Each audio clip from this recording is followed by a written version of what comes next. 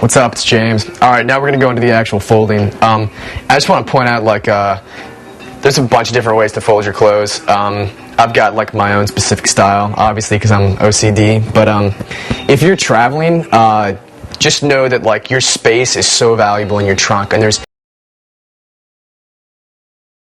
when I went backpacking in Costa Rica, I just had a small backpack with me for 5 weeks. And my style is this, and then I'd sit and just wrap it up super tight.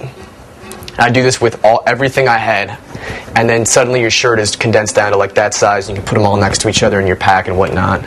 But I mean, obviously, if it's something that's going to get super wrinkled and look bad, and you care about that, then you're going to have to figure something else out. But I just want to take you through basically folding up a shirt, so it goes back into your, gets put back into your closet and stays there and looks nice. Layout, I like to lay out, put the design facing down, then flatten it out, and then I'll fold one side in right here, then the other arm in, and then I will go halfway.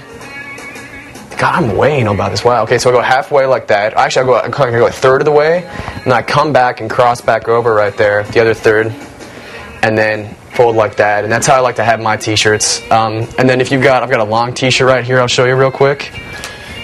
Once again, lay out, and then I'll take these long sleeves, just kind of run them down the side like that. Do with the other one. And then once again, fold inside, and then so you're good to go. We'll go into, I'll do some others, show you how to do pants and socks next, but I basically just wanted to say that the whole point of it is just to get your clothes flat and spread out so they don't wrinkle up. So I mean, whatever style you develop, you'll find your own.